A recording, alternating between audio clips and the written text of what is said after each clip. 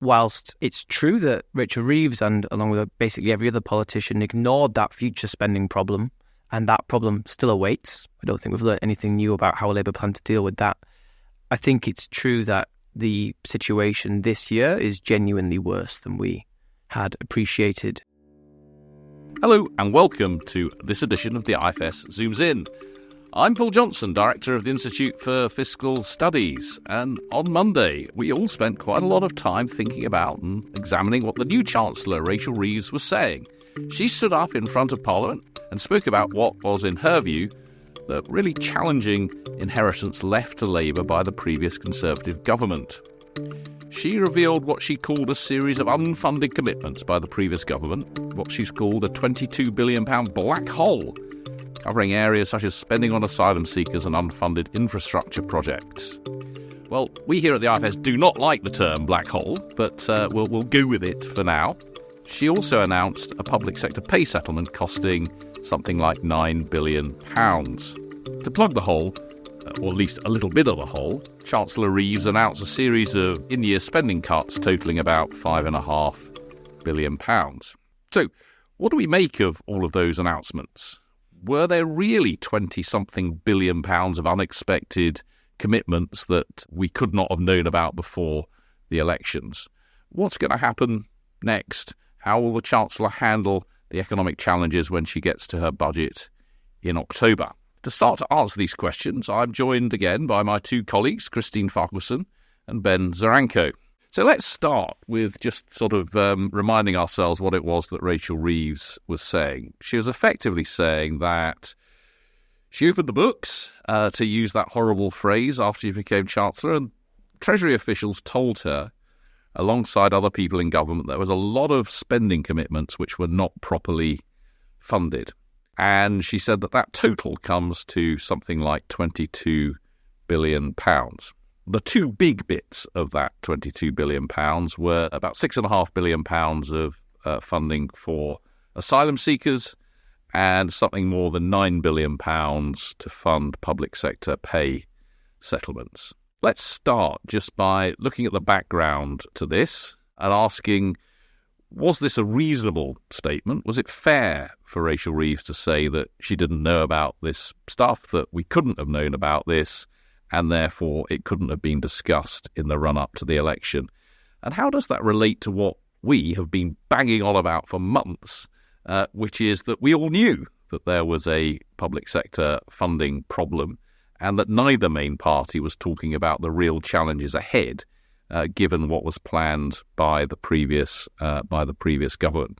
And we were saying quite a lot before the election about there being what we called a conspiracy of silence, some really tough choices ahead, about the fact that the previous Chancellor's spending plans would imply cuts across public services. We were talking about that quite a lot, but what Rachel Reeves was talking about this week was not quite the same as that, because she was talking about immediate pressures this year, whereas mostly we were talking about pressures that we were saying would become apparent after this year. That's right. The broad problem awaiting whoever was Chancellor after the election was that the budgets of public services looked detached from what we were expecting public services to deliver. They just didn't look generous enough to deliver on all the ambitions and all the commitments to improving services that all the parties were talking about. That's the overarching story here. We've been warning for a while that the spending plans for the rest of this Parliament looked unrealistic. They looked tight. They looked like they would have to be, if they were to be delivered, they would have to mean cuts to lots of areas of government that are struggling and that have faced cuts in the past. And those cuts approaching something in a region of £20 billion of possible cuts to local government, courts, prisons and so on. That's still the case. But what Rachel Reeves has focused on upon taking the chancellorship is actually not that future spending hole, if you want to call it that even. She's been focusing on the stuff that's going on this year and the idea that there's overspends going on in government, that there are unexpected costs this year within government that mean that, forget about the future, there's actually a real fiscal and a spending challenge this year going on that is going to require attention. And I think that whilst it's true that Rachel Reeves and along with basically every other politician ignored that future spending problem, and that problem still awaits. I don't think we've learned anything new about how Labour plan to deal with that. I think it's true that the situation this year is genuinely worse than we had appreciated from the outside. And I think there's some issues about transparency and so on. But I think that genuinely the situation in 2024-25, the year in progress, is worse than we thought. Let's try and dig a little bit into why and how it's worse. The biggest number in terms of what Rachel Reeves was talking about was public sector pay. And she said there was $9.5 billion of unfunded effective commitments there. But what she actually did was say pay review bodies have come back recommending increases of between 5 and 6%. I'm going to meet those recommendations. That's going to cost $9.5 billion above what was budgeted in departmental spending plans. Christine, we kind of knew, didn't we, that departmental spending plans only had a couple of percent in them for public pay. And we knew that any government was going to have to offer more than that because that would take teachers and nurses and so on even further behind the private sector. So to all extent, do you think it's fair to say that Rachel Reeves can claim that this was entirely unexpected? This was $9 billion of unexpected spending. And that's even ignoring the fact that, of course, she had a choice about what pay to offer. So I think this, for me, is the part of the argument where I have least sympathy for Rachel Reeves, and it's the biggest number. I think there are other pressures like asylum seekers where, as Ben says, it's really hard to tell. But public sector pay, like you say, Paul, we know what's been happening to public sector pay. We know what's been happening to private sector pay. We have a pretty good idea that one of the common benchmarks that pay review bodies use is what's happened to private sector earnings. Now, it's true that the pay review bodies have come out on the generous side of what you might have expected going into this. Another benchmark that they would typically use would be the rate of inflation, which is around 2% at the moment, so much lower. But equally, we've talked a lot about pressures on recruitment, on retention. We've talked a lot about the shrinking differential between public sector and private sector workers. So public sector workers, conditional on their education and lots of other characteristics, are less well paid compared to the private sector than they have been in the past. And so it's not unreasonable to think that the pay review bodies were going to come back with something somewhere in this ballpark. And certainly if I'd been planning, I would have looked at some forecasts and I would have thought, well, there's an optimistic case, there's a pessimistic case, but this is within the range of possibilities I should be preparing for. I think the other part of this, as you say, is we really need to emphasize that this is a choice.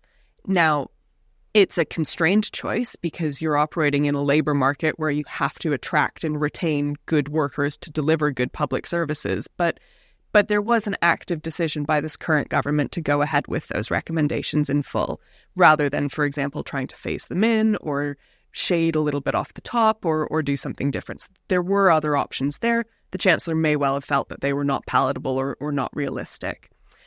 I think the sort of third arm to this argument is, what does it mean to have an unfunded commitment? So we've seen in previous years that pay review bodies have come back and said, we want to increase, for example, teacher pay. That's going to cost X billion, and that's going to be found within existing departmental totals. So this idea of, okay, it's a commitment that the government is making, but it's being funded within the existing departmental budget, that's not something that we haven't seen before. And indeed, Rachel Reeves is doing a little bit of that in this statement as well. She's asking departments to find around a third of those costs from within their existing budget lines. And indeed, that's what Treasury traditionally does. I mean, they'll say to departments, well, look, if you want to increase pay, if we've agreed that pay goes up by 5%, then you're just going to have to find savings elsewhere to pay for that. I mean, one of the things very striking to me as an ex-Treasury official is that this looks really very back to front in terms of the way that Treasury normally operates. It appears that Rachel Reeves and her officials have been going to departments saying, please tell us what you need, rather than going to them saying, you can't have anything, and whatever you say that you need. And indeed, there are always choices here. I mean, you could have a higher pay and you could end up with a lower teaching force or something at the end. Now, obviously, that's not very palatable, but again, it is clearly a choice, and the government is choosing to spend more. And I think there are even choices within that. So, for example, we've heard a lot about teachers, school teachers, getting 5.5%. We've heard nothing about college teachers. Colleges haven't seen their budgets increase. So colleges are going to be having to make a very different decision, potentially on public sector pay. And college teachers are potentially going to be falling even further behind school teachers. So even within the sort of what you might think of as the broader public sector or public services workforce, there are choices within that as well happening here. That is such a good point, and one that gets missed so often, that teachers in FE and sixth form colleges, actually particularly FE colleges, earn less than teachers. About £7,000 less at the moment, and that gap is about to widen. And that is shocking. And then we wonder why we struggle with the quality of vocational education when we pay so poorly in that sector. That's going off at a little bit of a tangent, but I think it is worth saying that as often as we can in these podcasts. Now, Ben, the part of the reason that we're in this position, and this is a slightly technocratic issue, is the last spending review was in 2021. And in 2021, we had no idea that inflation was going to be anywhere near as high as it's been over the last few years. The spending review numbers were set in cash terms, and therefore there was not very much money in them for pay going up significantly in cash terms over this period. That's right. The core of the problem here is that when departmental budgets were set out for 3 years back in 2021, inflation was expected to remain fairly low. It was before the bulk of the supply chain pressures and the subsequent energy price shock. And pay awards were expected to be in the region of 3%, then 2%, then 2%. That clearly hasn't happened. Those assumptions were blown out of the water. And yet those budgets have been left not entirely unchanged, but largely unchanged. They certainly haven't been topped up to anything like the extent you'd need to compensate departments for those additional costs. And so that's why I think you've got departments under severe pressure. They've been asked to make pay awards sometimes around double the rate they were budgeting for, and then told to find that cash from somewhere. And you can do that once, you can do that twice, but you can't do that forever. And I think I know that there's clearly an element of political theatre going on here, but I think that's the core of the problem that departments are bumping up against. The other thing that's interesting is that spending review, to the Treasury's credit, to the government's credit, recognised that there was a lot of uncertainty post-pandemic about what pressures services would be under, and quite what the state would be asked to do. And so they built in quite a chunky, you can call it a contingency reserve. It's basically a buffer, an unallocated pot built into plans that you'd use when unforeseen events come along. And that totaled some 13 billion for this year. And then as of March, there was about 9 billion of that left. And £9 billion goes quite a long way if you've got a couple of £1 billion you want to send to Ukraine, if you've got a couple of £1 billion maybe you weren't expecting for some pay awards or whatever it happens to be. The trouble is that the Treasury's revealed this week they've basically spent it. That's gone on. There's a line in the document that just says normal reserve claims, and they've spent about £9 billion on those things this year. And that's before accounting for these public sector pay pressures. That's before accounting for asylum costs. We can come back to that, or anything else. It's just gone. So that's why this year they seem to be bumping into overspends and bumping into commitments that have been announced but not adequately funded. And that, I think that's something that wasn't apparent to those of us on the outside. And I think that's where the root of the Rachel Reeves argument comes from. Although I would say I don't think there was any world where she was going to take office and then say things weren't worse than she'd thought. But I think that I was surprised the extent to which I think she actually has a case. Well, let's move on to that reserve. I mean, part of the difficulty with assessing this is that the document that's been produced is not super transparent about how that reserve has actually been spent. I mean, we I think, would have expected a few months ago that £9 billion would in the end basically be eaten up by things like Ukraine, asylum seekers and one or two other things. But all of that appears to be outside of it. And all we've got in this document is essentially it's been used on normal stuff. It would be quite helpful, wouldn't it, for the new Chancellor preaching transparency to actually be a little bit more transparent about where that money's gone? Yes, that would be extremely helpful if there are any transparent Treasury officials listening. It'd be great to know what that's gone on. I mean, there's a footnote in the document, and it just says This has gone on claims that are unforeseen, unavoidable and unaffordable, as well as technical adjustments, which doesn't tell us a huge amount. So that's £9 billion of extra spending this year, which is a big chunk of what's gone into this so-called, I can't even bring myself to use the word, this so-called gap in spending plans that Richard Reeves is talking about. He's trying to say black hole, but he can't bring himself quite rightly. I cannot. But yeah, so there's issues around transparency here, not just in this Treasury document, but also around the asylum numbers, where we've seen Jeremy Hunt write a letter to the Cabinet Secretary saying how come civil servants submitted what are called main estimates, basically plans for departmental spending totals, to Parliament only a week or two ago that seem completely different to these numbers the Treasury are now publishing. And there's this weird issue where the Home Office basically haven't acknowledged the extent of their likely asylum costs in those main estimates. Well, before we get into the sort of weeds of what a main estimate is, perhaps it's worth just kind of coming back out again and thinking about this asylum seeker number. It's slightly hard to get one's head around because we know that we spent something like $5 billion on asylum seekers last year.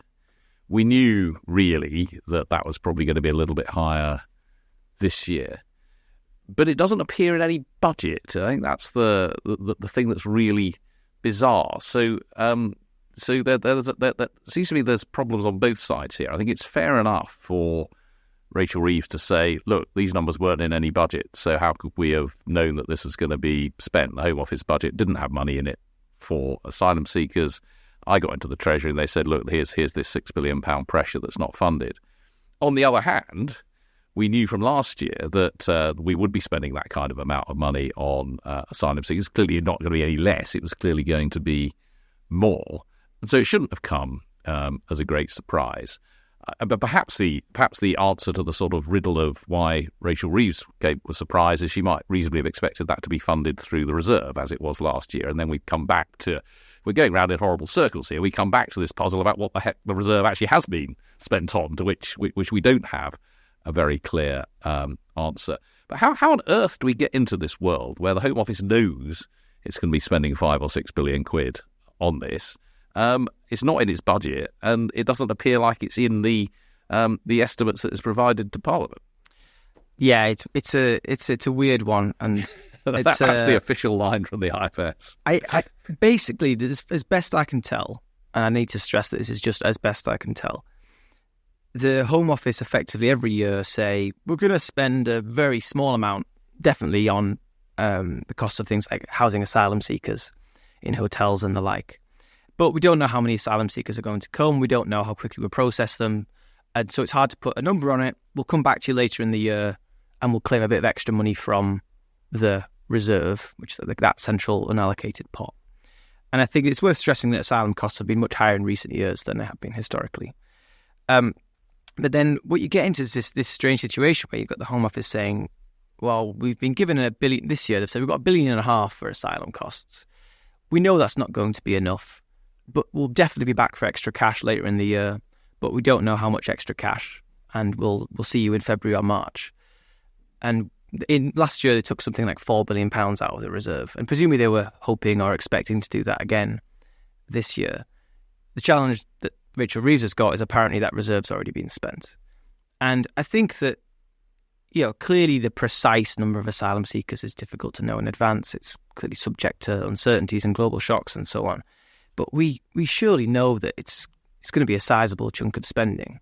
It's not entirely unpredictable. And this probably should be the way we budget and plan for this seems entirely inadequate and doesn't help with transparency, but also just doesn't seem to help with planning. This doesn't seem like a sensible way to be planning departmental finances. So, this is complicated and a bit difficult and all a bit opaque from the outside, but I think there is a genuine, I think both sides have got points here about the way in which this has been done.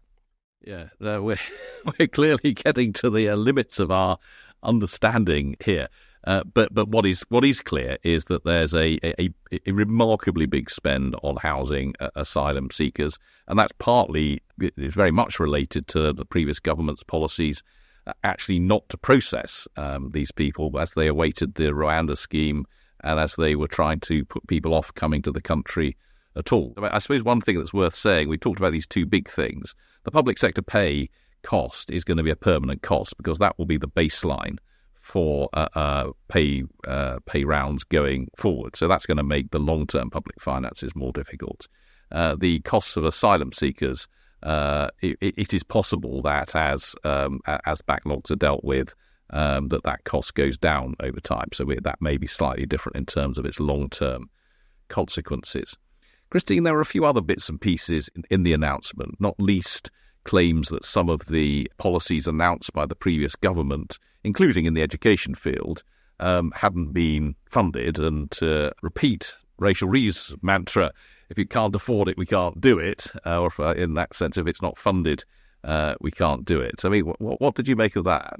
So in fiscal terms, this is not the big part of the story. But I think it's a really interesting case study about the sort of broader questions of how we design education policy, which then feed into whether we're going to have the skills in order to get growth going. So I think it is important.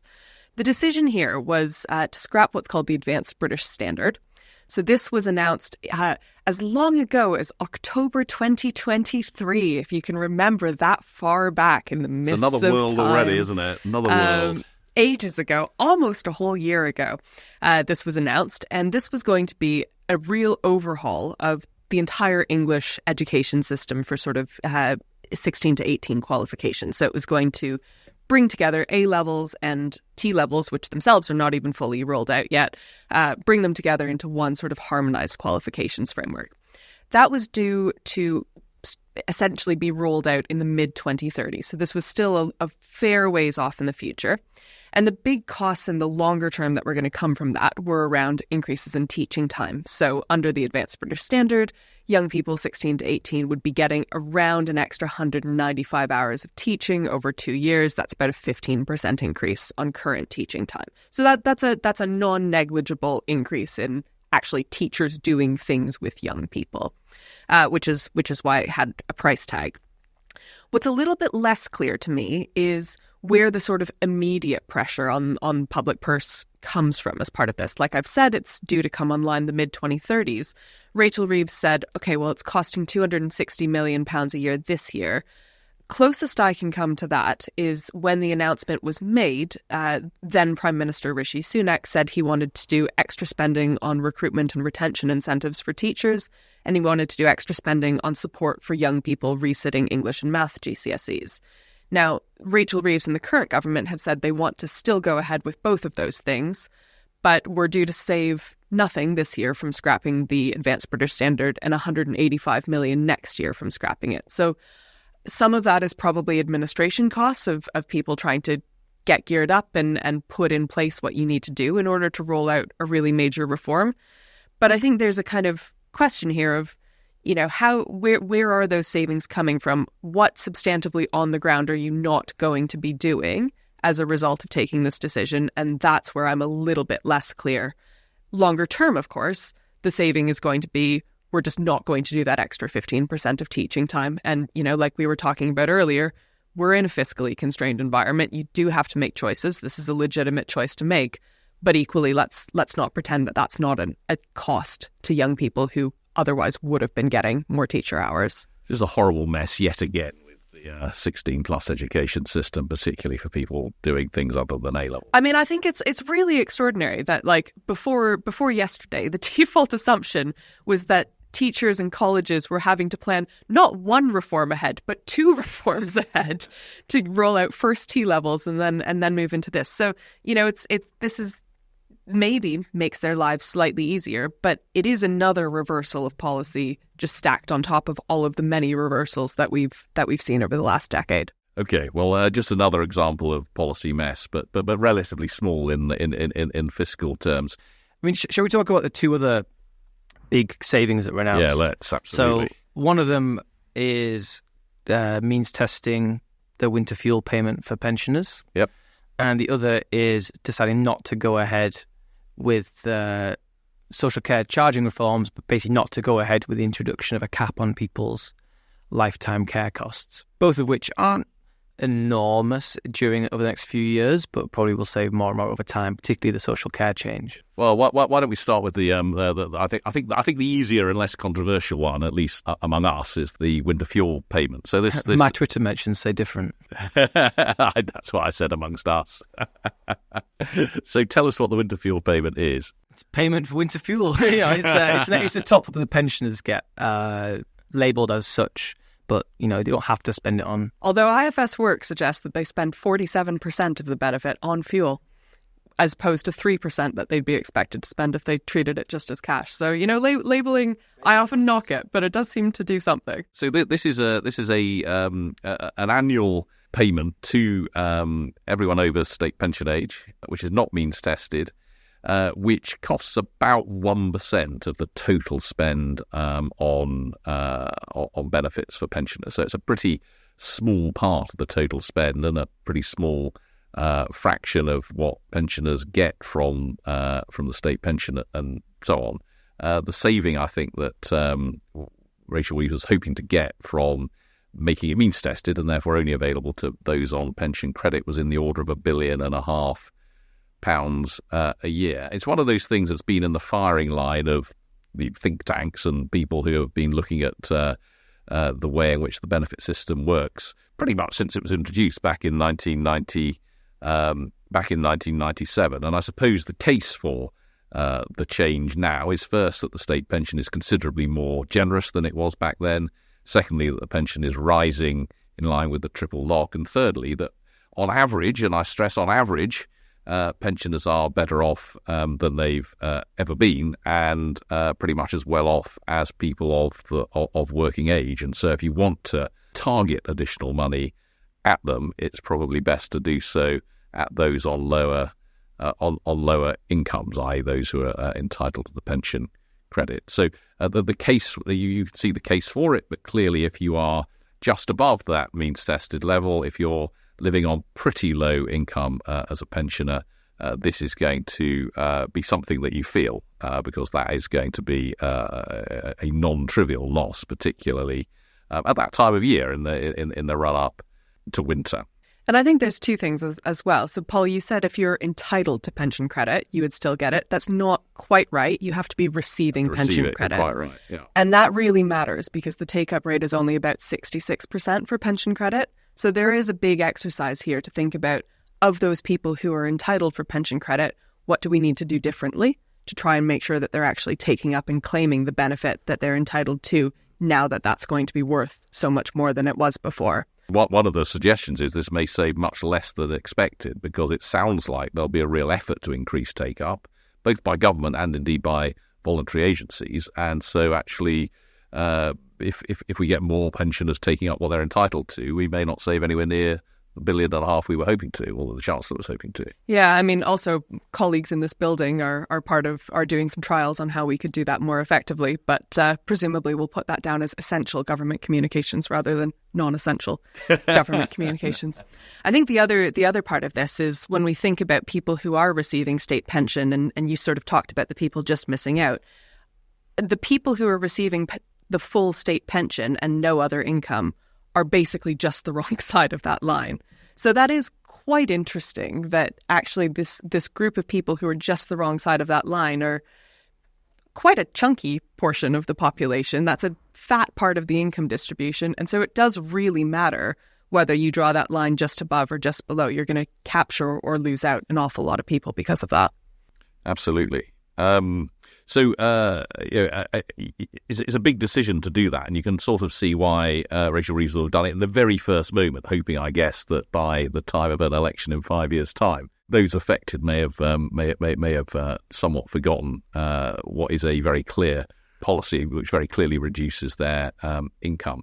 The other change, the specific saving announced was, as Ben was saying, to, I think, scrap rather than simply delay the change to the way in which social care costs were intended to be covered. At the moment, if you need social care, particularly if it's outside your own home, then all of your assets are taken into account. And effectively, you have to run down all of your assets before you get any help from from the state. Now, the proposition had been that a new system would be introduced whereby the amount that you paid would be capped at something like £90,000, I believe it was, and after that, that the state would pay. Now, this came as off the back of a report published more than a decade ago by my predecessor but one here, Andrew Dillot, who did a big review for the last government or the last Prime Minister, but several, which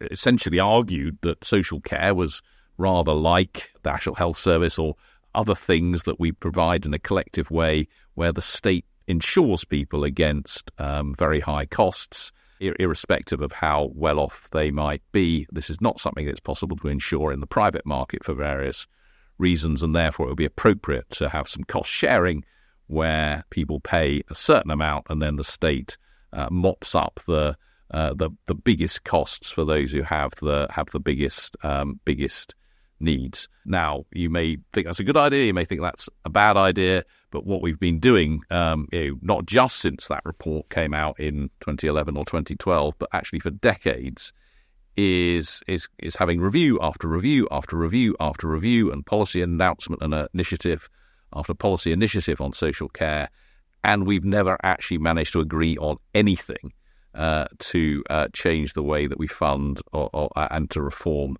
the social care system. So incredibly frustrating. And Andrew Dillot was on the radio this morning expressing his considerable frustration. But Ben, I suppose the argument from Rachel Reeves would be, in a very fiscally constrained environment, we may want to do this kind of thing, but looking to expand the role of the welfare state when we don't think we've got any money looks quite difficult, because what we need to do is make sure that what we've got works.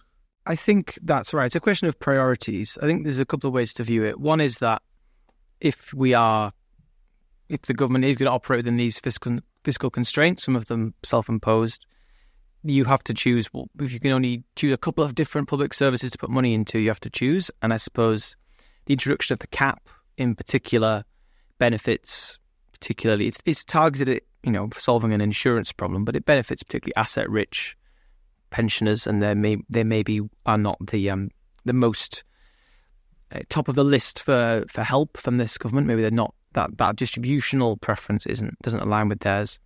But I think that even just in the context of social care reforms, there's a question of whether this is the priority, because this wasn't the only thing actually in the initial reforms. There was the cap, which obviously gets most of the attention. There was also a big increase in the generosity of the means test. So previously, if your assets, you'd have to wait until your assets were below about £23,000 before you got support. That was going to be increased to £100,000. So that was quite a big increase in generosity. And there was also a whole set of things about increasing the fees paid to care homes to try and improve the sustainability of the market. And I don't think what we know yet is whether all of that is for the chopping block or whether it's just some elements of it. I think we'll have to wait and see for the detail. It's clearly another bullet point on the long list of failed attempts at reform. I think that maybe that this government wants to prioritise other aspects of social care, particularly improving paying conditions for care workers, maybe just paying more for the system as is, rather than trying to extend the generosity of the system. I don't think we know any of that yet. I think it's clearly disappointing for people who are planning on the basis of this, or people like Andrew Dillot who've been campaigning for this. But it's a choice. And it's it is shocking what's happened over the last 30 years in terms of total failure to get any agreement on the way forward on social care, whether you agree with this particular policy or not. We hope that this new government will come up with something in the next within this Parliament, because people keep saying you can't leave it as it is, but we have left it as it is for a very long time, and I suspect we will end up leaving it as it is in underfunded, in a world in which people risk all of their assets, a market which really doesn't work very well, and where the relationship between central requirements and local funding is all terribly, terribly difficult. But that's going to have to. We should perhaps have another one of these podcasts really digging into that particular issue, because again we're getting a little bit into the weeds here, and it's probably time we drew this to a conclusion. I mean, my sense of the overall statement was that there was some of that in what Rachel Reeves was saying, which was fair, that if it really is the case that the reserve is already gone, and therefore there isn't money for things like asylum seekers and Ukraine and one or two other pressures, then that I think is a genuine surprise. Although the problem that we face is that a large part of that surprise is untransparent because we don't know what's happened to the reserve. The actual level of spending on asylum seekers shouldn't have come as an enormous surprise in itself, because it's not too different from what was last year, and it's clearly going up a bit. The biggest number in what she was talking about was public sector pay. Again, she knew that there was only money for a couple of percent in the fiscal numbers. She may have felt she didn't have much choice other than to accept the pay review body recommendations, which may have been a little bit bigger than she was expecting or hoping. But she certainly can't claim that most of that $9 billion was fully unexpected. None of this, I think, changes the overall story, which is that we knew that this year and beyond were going to be fiscally difficult, and there's going to be some really tough choices to be made in the budget, which we now know will be on October the 30th. Very grateful to the Chancellor for telling us with good notice when that budget is going to be. And I suppose the last thing it's worth saying is that given all of these pressures, the decision of the last government to spend £20 billion on national insurance cuts since last autumn, when they will have known the scale of some of these pressures, and when they haven't set out how they're going to deal with them either this year or into the future, so it's clearly made life a great deal more difficult than perhaps it needed to be. Although it's worth saying that the challenge that the new Chancellor has set herself is she's been very clear she doesn't want to increase either those national insurance contributions back up, or income tax, or VAT, or corporation tax. And that, I fear, will lead to some quite difficult fiddling with the tax system to try and raise some additional revenues when we get to an autumn budget. But we probably ought to bring that to an end there. Thank you again ever so much to